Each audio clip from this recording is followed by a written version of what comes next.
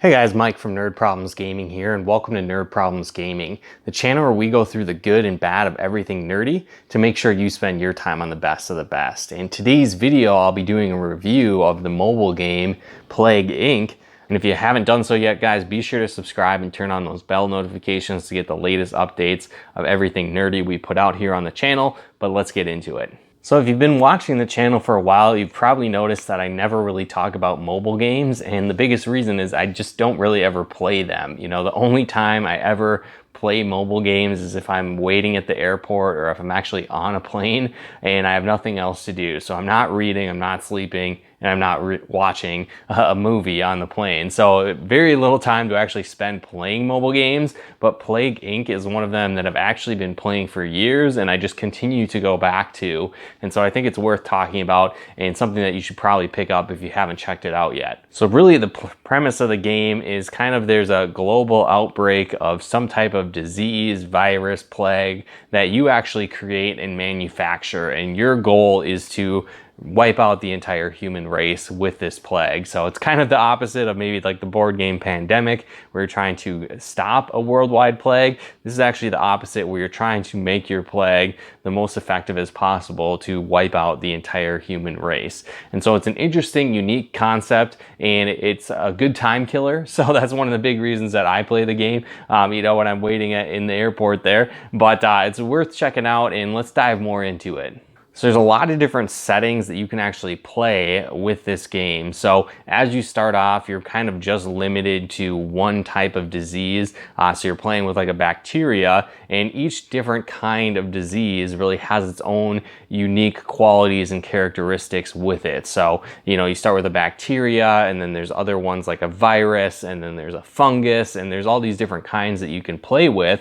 And so each one, like I said, has their own unique ability. So some of them, for example, might mutate and develop other characteristics very quickly, and then there's other ones that are kind of hard to spread across the world. And so it creates a unique style of gameplay and different replay value every single time that you play. So I really like that aspect of the game. And so you can set the different modes as well to how difficult you want to play. So if you're, you know, casually playing, the human characters maybe don't wash their hands as much, they don't go to the doctor. You know, as you play in the harder modes, they're washing their hands, they're kind of germaphobes, right? And they have very highly technical advantages, so they develop a cure very fast. So there's all these different aspects depending on how you play, how the game reacts.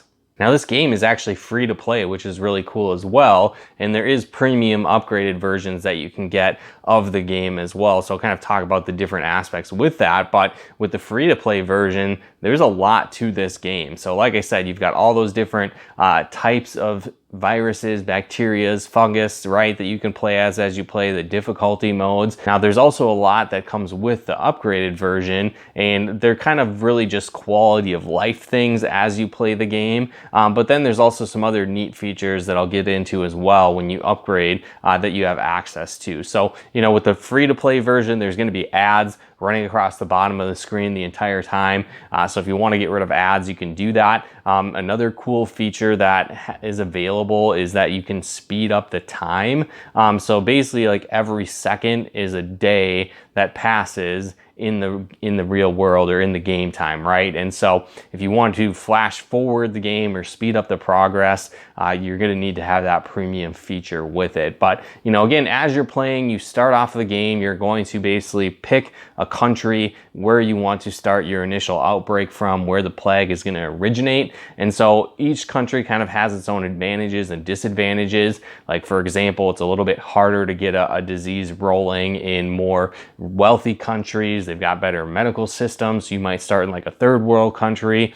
And then again, different viruses kind of have, as you build them out, have advantages. So you might start in like a warm, hot climate. And then there's different abilities that will impact the quality of your virus or your plague that you're building as well. So there's really three main categories that you can enhance your disease with. So there's the abilities, symptoms, and then transmission. And so each one of these is going to influence how your disease reacts among the human population and how it spreads. So for example, you might focus on transmission and building that up. And so what that does, you're going to be able to have your plague go through ships more easily. So it can get to kind of waterlocked countries where they maybe only have a port to have access, or maybe you improve how it goes through air filters so it can get through airborne diseases much quicker. So it'll go on airplanes and travel across the world in that manner. Another thing that you could do is make it a bloodborne pathogen so it mutates very frequently, or mosquitoes carry it,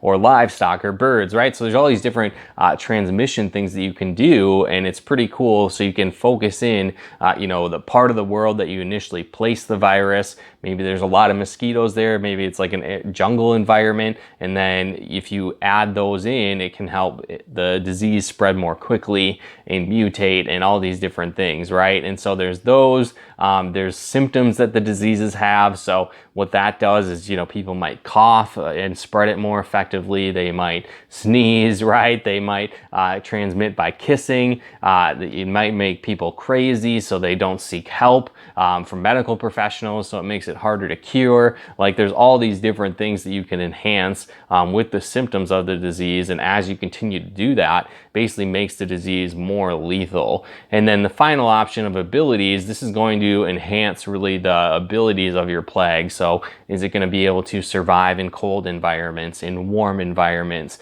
What's kind of resistance does it have to drugs? So again, making it harder to cure. And then again, depending on what form of the virus or plague or bacteria, right, that you choose, it's going to have its own kind of unique characteristic that you can enhance as well within the abilities. So that's kind of the basis of the game, is that you're trying to infect the entire world and then wipe out the entire population and then combat the human race kind of figuring out a cure and stopping you. So that's really how you win, is you infect everyone, wipe everyone out before they figure out a cure. And you need to have kind of a fine balance between this, because as you're upgrading abilities, making enhancements, it kind of starts off where no one really knows about it, right? It hasn't spread to a lot of people. And so maybe you want to focus in how effective it is at transmitting. So you might infect a bunch of people, but you might maybe want to have it not kill people as fast so people don't notice it, so it doesn't come up on the radar of everyone real fast. So then people aren't going to search out and find a cure very quickly. So you kind of have to have this delicate balance of how fast you want it to spread,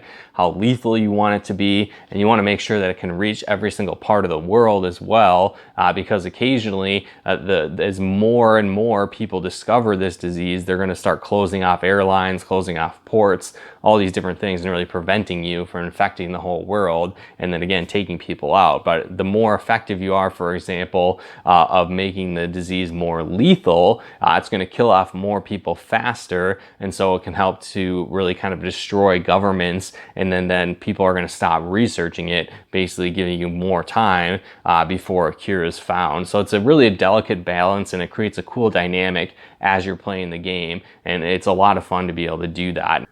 Some other cool things that happen as you're playing the game, when you're building up these different abilities and symptoms, sometimes you get funny combinations that kind of overlap and that you unlock. So for example, you can, I believe it's the coughing ability and then also the diarrhea ability. And so you combine those and people get like explosive, unwanted diarrhea. So they're, having diarrhea in public places, for example. Or again, you can combine like the coughing symptom with vomiting, and then you get like projectile vomiting, and so people start vomiting all over the place and spreading the disease more quickly. So it's kind of fun that there's these little hidden combinations that you might not notice that pop up throughout the game as you're playing. So that's a fun aspect to it. And then also there's like a news bar at the top of the game, and occasionally it scrolls through kind of giving you updates. So a lot of times it'll have kind of news broadcasts that go over the top that are kind of poking fun at real world events, or again, they kind of highlight things that are upcoming. So, like the Olympics coming up, they'll kind of talk about that, and depending on how you play, you might prevent the Olympics from happening because they shut it down because your disease is so widespread, or they go through with the Olympics, and then, for example, that goes to a little patch of the world and it expands your disease a lot more quickly. So depending on how you play, you could use that to your advantage to really spread your disease. So there's little different things like that which are neat, and you can kind of see those updates in that news feed as well as you play the game.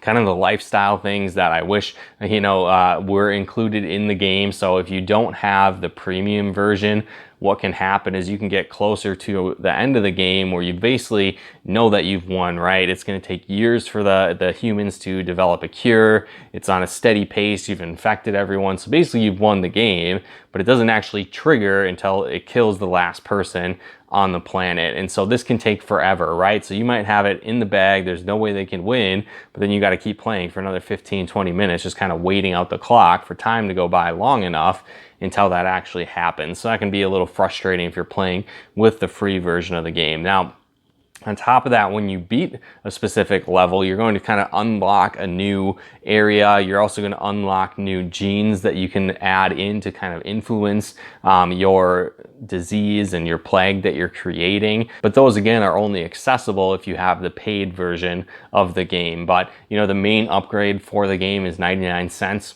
So it's not really a huge deal. If you are going to be playing this game a lot, I think it's definitely worth it. But if you're playing really casually here and there, the free version has a ton of content with it as well. Now, some other cool aspects to the game is that with various premium versions, there's different modes. So instead of being just like viruses and funguses and plagues and bacteria, right?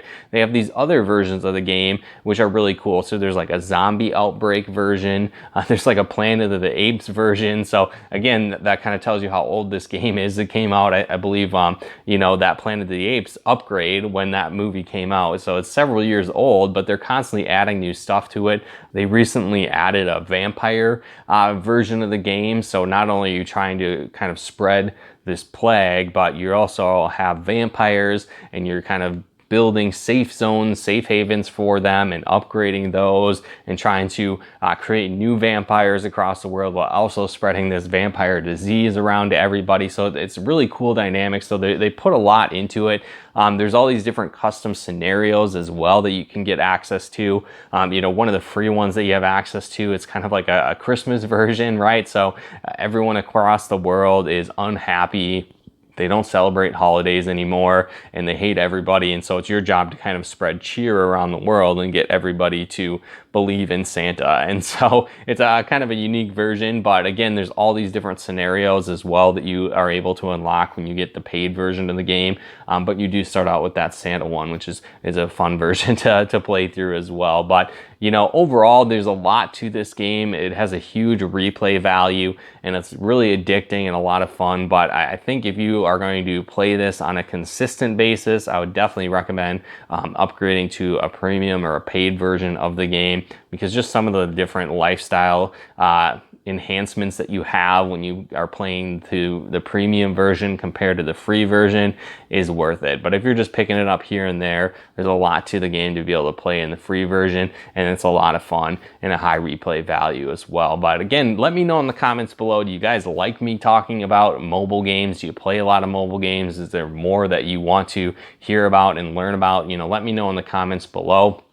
Let me know too, if you've played this game, what's your favorite version? Are there other games that are similar? Because I really enjoy this one. I think it's a lot of fun and worth playing. So again, guys, let me know in the comments below. But if you haven't done so yet, be sure to turn on those bell notifications and subscribe to our channel as well to get the latest updates of new nerd videos we put out here. And if you'd like to help us support the channel, pick out videos and more, consider becoming a patron of ours over at nerdproblemsgaming.com/Patreon.